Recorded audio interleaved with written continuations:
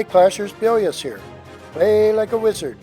Well, this video is all about the latest Townhall 11 strategies as we go into 2017. But I want to thank Supercell for highlighting one of my Townhall 10 videos on their website, Facebook, and Twitter. So if you get a chance, check out the info button up in the upper right, and you can check it out, share it with your Townhall 10 clanmates. While more Town Hall 11 players are starting to get their heroes upgraded and they've got their clan castle upgraded to have that extra spell slot. So I want to showcase some of that today in the attacks. And attacks really depend on three dominant troop elements. First of all, you've got the Queen Walk, you've got the loons with their increased attack speed, and you still have bowlers playing a role either in conjunction with loons or on their own with a bowler healer attack. You're going to see all of those today, and I'm pretty excited to show them. Well, my nickname for attacks that involve both a kill squad on the ground and an air component is kill and spill. You really go in with the ground squad to kill various key targets that would hinder an air attack, and then you go in and you include loons, and they're spilling bombs all over the place, clearing out a base. While a queen walk with 3 rages, I'm going to call it an angry queen, and then following up with LaLoonion on the other side of the base. That'll be a cool attack to check out. And then a very strong ground component in a second attack to show you the variations you can have in these strategies with a golem and plenty of bowlers, followed up by a smaller LaLoonion component. The third attack has no real ground squad because the attacker doesn't have a queen. So you're going to see an attack Penta going in and taking out a base. And finally, I want to show you an attack that is all ground attack, unless you want to count healers. And it's a classic bowler healer attack. And I just want to show if you can pick the right side and execute a bowler healer attack properly, you have a good chance at a 3-star, especially against these square ring bases that are fairly common. All right, let's take a look at the plan for the first attack. For those not familiar with the schematics that I use to describe an attack before we go in, the red circles represent the key targets, in this case for the kill squad, which is primarily an angry queen walk, as you can see with the yellow arrow. There's also a king that goes in from the corner, but it's a minor player in this attack. And then we have the large brown arrows representing lava hounds, with the smaller brown arrows representing surgical loons going in small groups of 2 to 3 typically. The light blue circle represent a freeze, and the rest you'll have to just take a look at during the attack. Rages I don't normally show. So let's go ahead and take a look at Jard's attack on number 8, Master Boy. As I indicated, we're going to start with the Queen Walk from the south. And notice that the targets that I circled, the primary ones are, of course, the clan castle and the enemy queen when you have a loon involved attack, as well as an air defense. So that's his priority. Going in from the south, starting with the healers and the Grand Warden. More effective to use the Grand Warden on ground when you have a hybrid kill and spill attack like this, usually at least. Let's go ahead. The wall breakers have cracked open this base. A base with weaker walls, Lego, is more susceptible to these types of wall breaker entries. And Jard is going to exploit that. Notice that he's already using a rage on the healers. But he's going to use a total of 3 rages. The king's going in from the west corner. You can barely see him right now, but he's going to use his ability and take out as much as he can. There's the enemy queen being drawn, as well as the dragon and other troops coming from the clan castle. Poison being used to help take them out. Now he's being very generous with the rages. He's not afraid to use them on this angry queen walk. And here comes the hounds. And they're drawing the air mines, or air bombs in this case. Surgical loons in behind. Rage. Now a nicely placed freeze both on the Wiz Tower as well as that isolated Inferno, and one hound moving on to that air defense at the top with another one coming in. So he's got nice coverage. Notice the queen is still at work down there. And with the rage, Gives the loons a chance to go in and kill that air defense before it can cause too much damage. And there's a hound going in on the last air defense, and we've got lots of pups being exploded. This queen walk LaLoon strategy is becoming pretty popular. I'd encourage you to try it. Often it would take place with 1 or 2 rages for the healers on the queen, but it's important to bring along the Grand Ward normally against a higher level Townhall 11. Whether you split the king off or not, it's up to you. You might decide to bring the king in with the queen and help support her as a meat shield. There we go. Those loons are finishing up. Very nice attack by Jard. Well, here's an attack by DJ, and it's a little different. He's placed a lot of weight on bowlers in this attack. He's got heroes going in with bowlers, I believe 15 if I'm not mistaken, going in from the top with a jump. So he's investing a lot of resources, but look at all the key defenses he can take out from around that jump spell, and he's hoping to take them all out if he can. Of course, the key ones again are to make sure you take out an air defense, the clan castle troops, and the enemy queen. That's the key to the attack. Now in this case you're going to see something unusual. He forgot to set his Grand Warden to ground, which made things a little more difficult for him, but he still succeeded because the strategy was pretty sound. And in this attack he's using a smaller air stage with lava hounds and loons, and they're less surgical. They're more going in a semicircular pattern. So you're going to see that as well. And he's going to use haste spells because of the number of loons that he wants to get into the base quickly. Now I think part of the reason for the larger kill squad with the bowlers by DJ is the central nature of the Archer Queen, and that's something he's taken into account with his kill squad. I think another thing to take a look at is often with these isolated infernals you'll see 2 freeze spells. In this case he's planning on taking 1 out with his kill squad, so he's only brought 1 for, if you like, the back end infernal, which I think is a pretty smart plan. So let's go ahead and take a look at DJ's attack. Now if you're planning a bowler entry, it's really important to also plan the funneling. In this case he's brought a baby dragon to help out on the left hand side as the bowlers come in from the top. And he's got wall breakers to crack open that corner. Now again, with the weaker walls, it gives him that advantage to exploit the use of wall breakers. Here comes the golem, the bowlers in behind. Grand Warden on air, as I said, which is unfortunate, but he doesn't panic. Okay, slow motion, a lot happening here. First of all, you got to get that Grand Warden Eternal Tome down quickly, as well as the King's ability, as you see there, with the Clan Castle troops attacking.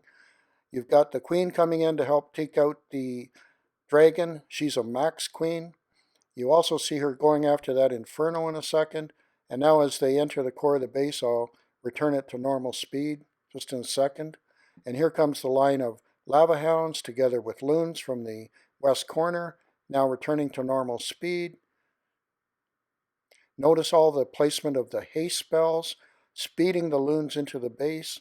They'll take less damage if they can get in there quickly. A nice freeze over that isolated Infernal. Classic. That's the way you want to do it. And now it's a question as to whether the rest of the base is vulnerable to the remaining troops. There's the only rage brought on this raid, which is rather unique for an attack like this. Notice there's still bowlers at work.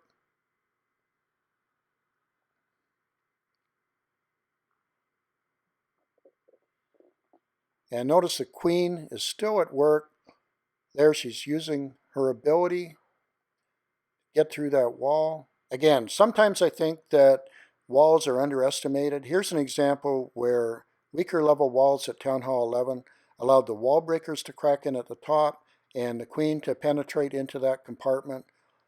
Without those aspects of the attack, I'm not so sure it would have been a 3-star. Just speed this up and we'll clean up. Excellent strategy by DJ, showing a heavy ground component with a lighter air component.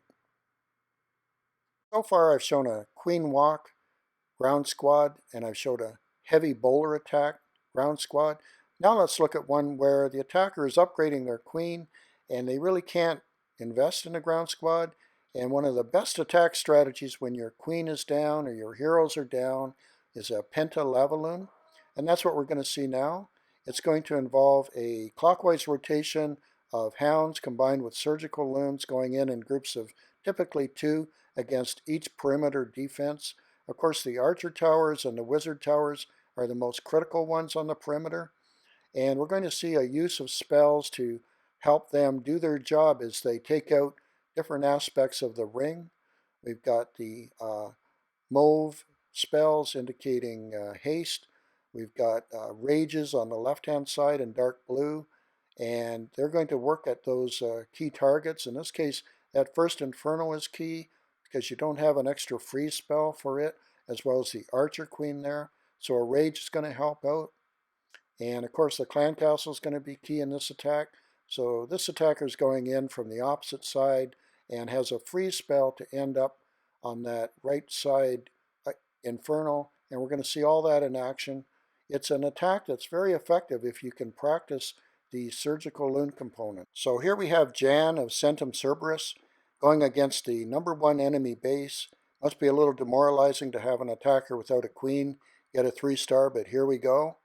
As I said, we've got 2 hounds going in there, together with a haste to help the loons.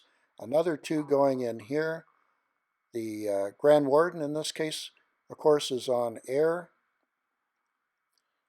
A rage, taking out all those buildings. We've got a dragon in the clan castle to deal with. And there we go, the critical part of the attack. The enemy queen and the enemy infernal being taken out with the rage as well as the Grand Warden ability. Continuing to move around the base in that clockwise fashion I talked about. Now there's still a couple challenges. One is that remaining air defense as well as that infernal. But we still got that haste spell, but we've still got that rage as well as a freeze. And we still have the king.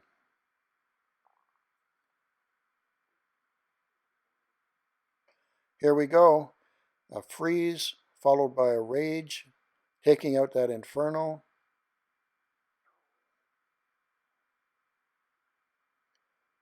Bit of swag with the king there.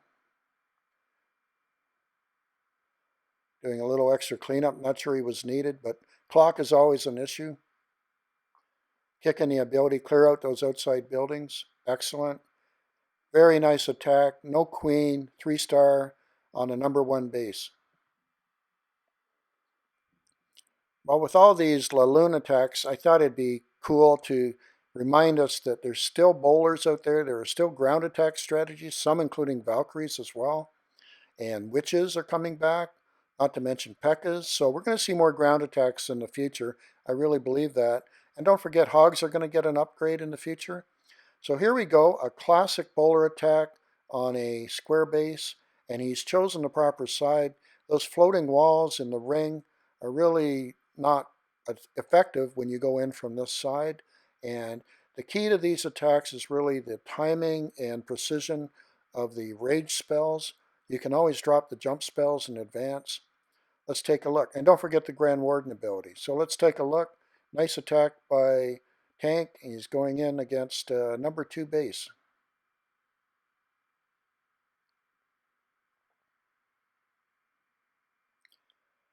So classic attack, you've got the bowlers on the sides with the healers helping to support them. Now you want to get those jump spells down.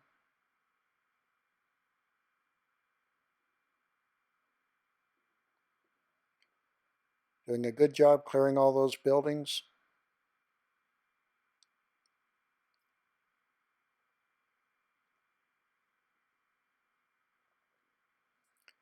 Here we go with the Clan Castle Golem.